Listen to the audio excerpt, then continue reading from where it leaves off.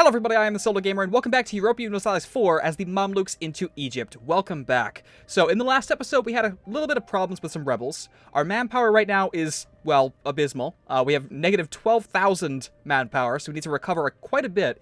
And we're already fighting rebels as well up in the former Karakoinan lands, so that's going to go down even farther. So right now, we're kind of in a bad state in terms of war. Okay, we're recovering our country from the last conquest, which actually happened last episode. We conquered the rest of Yemen, pretty much, except for this province.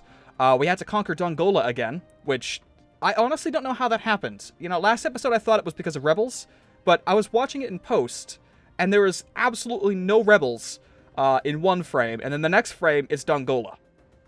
So I don't know what Mercuria did exactly to release them, but it happened. Regardless, they're recaptured. We did take over the last province up here from Georgia that we needed to successfully block the Ottomans from going east. So right now, the Ottomans can only go west or north. Technically, last episode they also declined, or Crimea also declined the Ottoman support.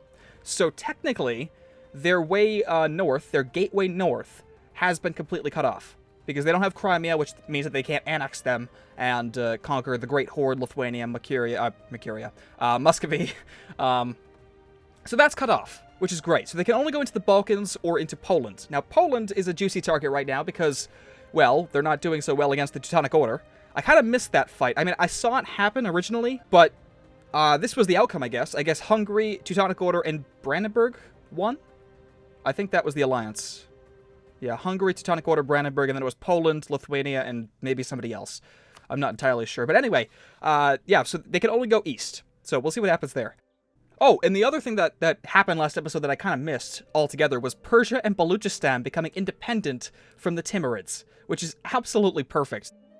We have successfully pushed all major powers aside to the north. So now we're pretty much open game on this entire region. I mean, the Ottomans are still kind of iffy. They can still pull one over on me, obviously. I mean, they have the technological prowess to do so. They're level 6, we're level 4. They also have stronger units, and so on and so forth. They probably also have a bigger military, right? If we take a look at total, they have 37,000 with a force limit of 55,000. So, I mean, their manpower is shit right now, which is great, but they can still overpower me very, very easily. The good thing, though, is that in terms of great powers, we are pretty much at the top of the leaderboard. I don't think the Ming should count right now because they have no influence in Europe, but, you know, whatever. Anyway, yeah, we are basically at the top of the great power listing because of our development, which is 480. Now, that takes half of our subjects development, which is 84, but at the same rate, we're still higher than England by ourselves, right? 396. So we're very, very close to catching up with the Ottomans, and then hopefully surpassing them enough to conquer them, and then actually assert our dominance on the Mediterranean, which is very, very likely, actually very, very soon. Probably before 1500. I bet you before 1500 we'll have a gigantic war with the Ottomans, and hopefully we'll take up to this point. Although I might rush Constantinople, just to kind of make sure nobody else comes in from the west. I don't know. Anyway, I'm speculating, which is not what I should be doing right now. I'm actually battling some particularists. So let's go. Lost Casus Belli against Georgia. That's fine.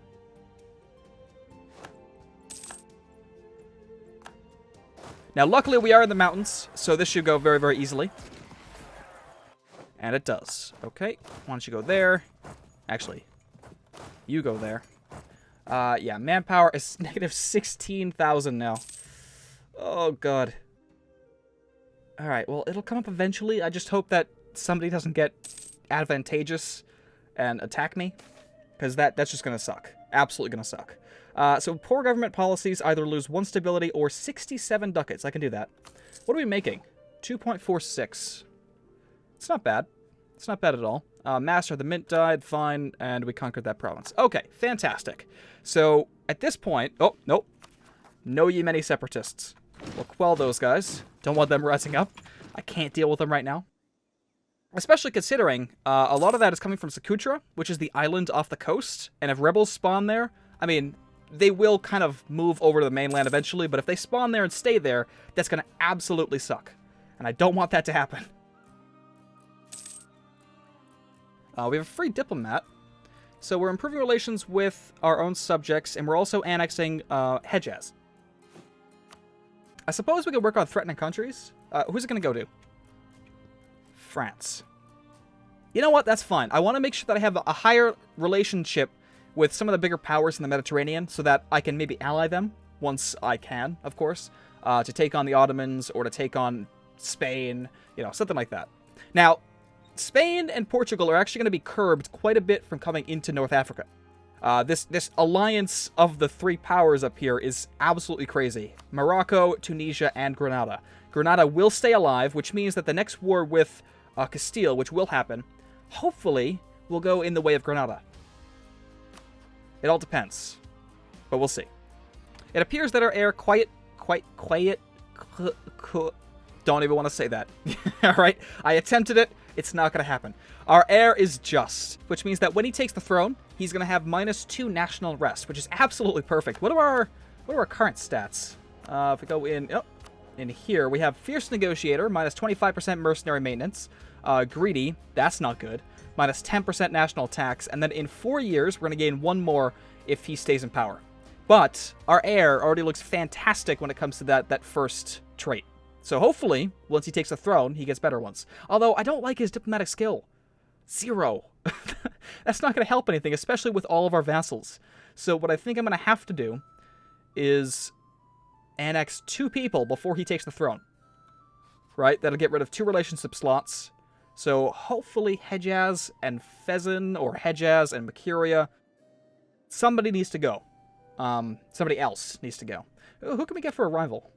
England or France? So, in terms of allies, I would probably ally myself with France, because they're closer to me and, well, they're much stronger. But France actually hasn't gone to war with England yet to take over the rest of their stuff, so I really don't know. I'm not going to choose a rival right now, because I don't want to screw anything later on, but we'll see. Essentially doing that would give me permanent 20 relations with either France or England. So that's why I was considering that. Charity for the poor. So, what do we have currently? Yeah, we're going to go full pious, because we want to make sure that we can, convert all these provinces. So we're going to do this one. The Ottomans have fabricated a claim on Sinjar. That's not good, but we're okay. We're fine. They can't do much right now, hopefully. We've gained enough splendor to actually purchase ourselves a thingy. What is it called? I forget what it's called. Hang on. An ability. Alright, so they don't have a special name for it. Anyway, so these we haven't really played around with yet in this series. So these are essentially added for each age. Now, each age roughly lasts about 100 years. And you can see what kind of triggers the next age. So the next age of Reformation will be during the religious conflicts. So once Protestantism rises up, it will start to switch over to that age. And then we'll have different abilities, different ways to earn more splendor, and so on and so forth. But for the Age of Discovery, the best thing to do in the very beginning, well, there's basically 2 things to do, really, is the improved war taxes, which means that war taxes are completely free to do, and you'll get a lot of money, obviously, doing them. Or Justified Wars, which is aggressive expansion impact -10%. Now, we're gaining 3 splendor per month. So getting up to 800 again is going to take quite a long time. And I can improve that down in here, but we'll explore that in a little bit. See, 2 of these things, I mean, I don't know, because I want both. Here's the thing. The next war that I will probably initiate will be something over here. And aggressive expansion won't matter much. Of course, I could go back to war against Karakoinlu, or Georgia, or Ethiopia. See, I don't know. Aggressive expansion, I think we'll have to wait until the next round, because the war taxes, I mean, Mamluks isn't a wealthy country. And it's very apparent with our income. I mean, it fluctuates very, very wildly, depending on, what we have active. I mean, right now we have all forts active, and we're still making money, which is great, but that might change. So we're going to go improve war taxes right now. And there are other ones that you can do as well. The higher developed colonies won't matter for us right now. Adaptive combat terrain. So as far as I understand, 1 combat bonus in terrain of capital, which means that all farmlands maybe get 1 combat bonus, or just your capital. I haven't really understood exactly what this means. But the Ottomans actually get something that's kind of sucky this time. So there are always four, I think it's always four countries that get bonuses each age. And the Ottomans, sadly, get the first one, which is the siege ability 33%. Now, they still have to earn this, but it's still kind of sucky. We're going to grab war taxes. Okay, fantastic. So our cores are coming along. They just hit 50%. We should get those soon and lower our national unrest, which is currently at minus 0.27, but I still want that way, way lower. Oh, our legitimate... Oh, yes, that's right. Our legitimacy absolutely sucks. Well, that should come back up with our new heir.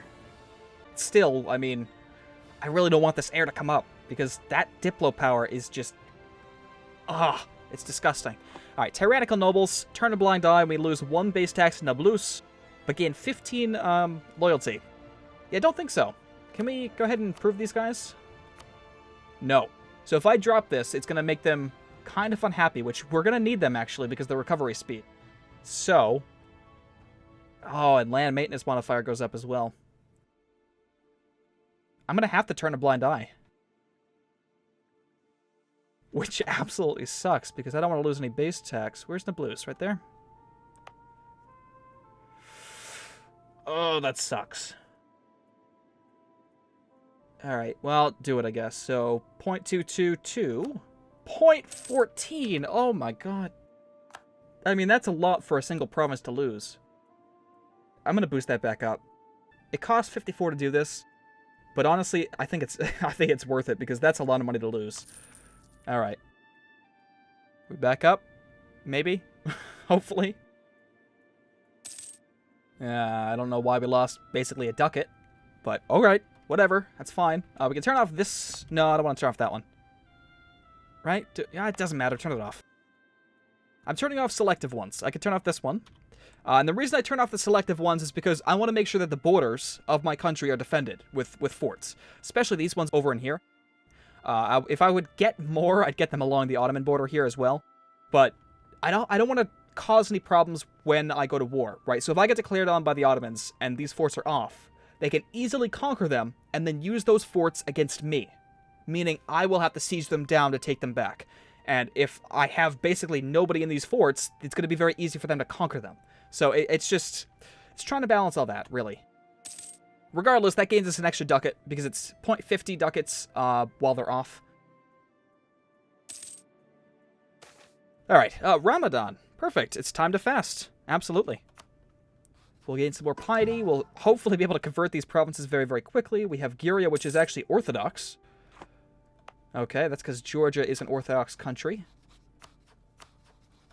Right? Oh, what am I doing? There we go. Yeah. I'm not sure how Orthodox... Well, I guess Orthodox is over here because of the early Byzantium Empire. How... I guess it's... Did it spread over this way? I honestly don't know much about the history of this, but it looks like Orthodox was up in here as well. So I guess it's just this entire area. Alright, so we cored all those provinces, so now our national unrest is minus 1.44, so that should definitely help us out in preventing some of these provinces from rising up. Hopefully.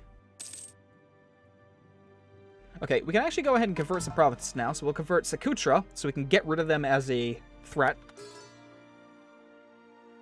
Of course, this is going to cause more rebels to rise, but we'll figure it out. We will figure it out. Van. 83 months. That's a long time. I'll be honest. I don't think that's worth it. I think everything under 60 months is doable. But 83, that's quite a long time to be waiting and just converting a province. Where is this goddamn mission from Cyprus? Hey, wait a minute! I think it might happen now. Holy shit! We just watched their king die, which usually fires the event. I'm not sure exactly when that's supposed to happen, but this heir is complete garbage. 100, Queen Charlotte of the Louisiana... That, obviously. That's how you pronounce it if you didn't know. So hopefully we get that event soon. So the Great Horde is being conquered by this country down in here. Fantastic. The Great Horde is actually losing quite a bit of land. Which sucks, but I'm not going to complain because it's less to worry about over here. which I do want to come... We can actually come up here right now. We can take over Georgia once our truce expires, go into Circassia, go into the Great Horde, all this area in here. We will actually be able to border Muscovy, essentially. Which is fantastic. I'm really happy that we were able to sneak around the Ottomans here, because this gives us a lot more opportunity to expand without interfering with the Ottomans directly. So we can leave the Ottomans here for a while without having to go into conflict with them, unless they start it, obviously. Nobles demand recompensation. How about you screw yourselves, okay? I'm going to lose a lot of money, but I have no choice. I'm not losing stability. Can I want to take some money. I mean, I could take it from the Demi. 67. The Demi don't really matter, do they? Not particularly. I mean, they lower our technology cost. Or raise it, I should say. Yeah, well, oh god, I don't know. No. Leave them alone for right now. Because we get tolerance of heathens plus 0.50, so that's lowering some unrest, I think. I'm still not entirely sure how tolerance works exactly, but I think that's lowering some unrest for us. And if we do this, it's going to go negative. So let's keep it, you know, like that for now. We're doing fine with money. It's not a big deal. If we ever fall into, you know, hard times, we'll do it, but not right now. Of course, if our king dies, we will get some money back because he is greedy. He's taking 10% of our national tax, which right now could be a lot of money. 11.66. So he's taking about a ducat in 6. So that's really not that much. But at the same time, it's still, you know, it's still good when it's gone. The King of Cyprus. There we go. Fantastic. All right. In 1458, the Sultan received an illegitimate son of the King of Cyprus. If we take a look here. Okay. Never mind. I thought it would show me a new heir. Anyway, who attempted to wrest his father's crown away from his half-sister who became queen. So this was before Charlotte came to the throne, I think. The Sultan decorated him with a robe of honor and promised to install him as King of Cyprus. When the queen offered a large tribute to Cairo, the Sultan relented and recognized the queen's authority over Cyprus as Jacques? I don't know. It's French, I think. Well, it is French, but had befriended several Mamluk guards. They protested and attacked the Cypriot embassy in protest. What shall we do? Well, I personally think this queen is incompetent, and we should install our own king to the throne of Cyprus.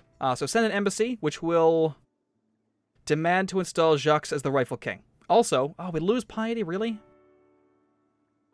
I don't understand what that... Why? We're going to be gaining them as a vassal. Why would you lose piety over that? We're increasing our influence on the world. Whatever. Anyway, do that. News from Cyprus. That is good news indeed. Yes, she accepted, I think, right? I don't know. It doesn't say she accepted or not. Maybe she was overthrown. I have no idea. But we now have Jacques as the King of Cyprus, which means that they are now our vassal. Which is what I was waiting for quite a long time. They are... What? They are a loyal ally, and yet they are disloyal. I don't like that at all, actually. Well, let's improve relations, I suppose. Come back from France. I'm going to go ahead and improve relations with Cyprus. Hopefully that'll come up enough where it... well, it doesn't cause us problems. Which it will. It definitely will. But you see how we're getting very, very close to the edge here for Liberty Desire. So, when we annex Hejaz, there's going to be a little spike in unrest in terms of vassalage, which is going to suck, but at the same time, once we start knocking off these guys, and Hejaz has the most military, so once that country goes, it's going to be much easier for us to hold on to these and make sure they don't rise up.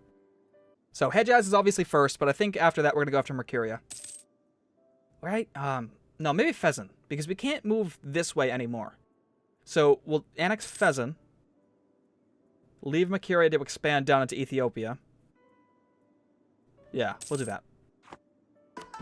Alright, so 59, that's fine, we'll do that. So Gyria will be converted in, well, 59 months, which is quite a long time, but at the same time, it's needed, kind of, you know? Everything must be Sunni. So how much longer on Hejaz? 1471. Alright, so one more year. That's not bad. It looks like Jaisalmer took over Baluchistan. What a long reign they had, huh? Well, that's okay. At least it broke up the Timurids, I guess. If you take a look at the world, though, I haven't really done this that often. Nothing's happening. Fantastic. See? That's why I don't do this, because every time I look up, I either miss something or nothing happens. It looks like the Sultan is infertile. I mean, we have an heir already. It just sucks if he dies. So don't go hunting, okay? Just stay in your room until you're Sultan, which could take a while, could take a year, who knows. It's better that way, though. Neighbor disrupting the peace. Uh-oh. The missionary was sent to Gyria is complaining that the area is too unstable at the moment. Despite our neutral stance, the war that is currently going on in the neighboring country is having an impact on Gyria too. Oh yeah, that great... Oh, okay, this war. So it looks like the Ottomans are finally at war against Serbia, which sucks, because that means that that's their mission, essentially, to conquer Serbia. So we'll see what happens there. They're at war against Bosnia as well. Which sucks, because if they declared war on Bosnia, they'd have to fight the Aragonese as well. But that didn't happen. And it looks like, I think, Bohemia is actually in this war as well. Those traitorous heathens. They don't even respect their own kind to defend them. That's just disgusting, you know? Bohemia. God damn. Alright, anyway, what are we going to do? We can offer to help. 50% chance of lose unrest in Gyria. Ooh. Well, I like that. I mean, it's only 3, but that's... I mean, that does help, I guess. So lose money, gain piety, gain 10 piety, but lose 20 administrative. That's fine. So offer him some help. We didn't lose the goddamn unrest, but we did gain some piety, which should definitely help in converting these provinces. Agricultural revolution in Aswan. Wherever the hell that is. Aswan. Where the... Way down here. Okay. We're going to give it, I guess, manpower. Make it a 2-2-2. Perfect. And we gain the conversion in Sakutra, so now it is now Sunni. Perfect. And that's fine. Okay. Did that lower the unrest? It did a bit. It was at like 8. Now it's at 3. So that's good. Anyway, I think that's going to do it for this episode. Next episode, I'm probably going to think about declaring war on, like... somebody. I don't know exactly who yet. Oh, actually, hang on. Come on. There we go. That was getting a little too attrition-y for me. What I think... Actually, you know what? Everybody go to Cairo. I want to group them up. Wait, what? Okay, yeah. Everybody go to Cairo. We're going to group them up. We're going to split them realistically. Well, technically they are, right? I don't know what I did here. Anyway, I'll fix them when I get to Cairo, essentially. Alright, so anyway, thank you all for watching, and definitely stay tuned for more.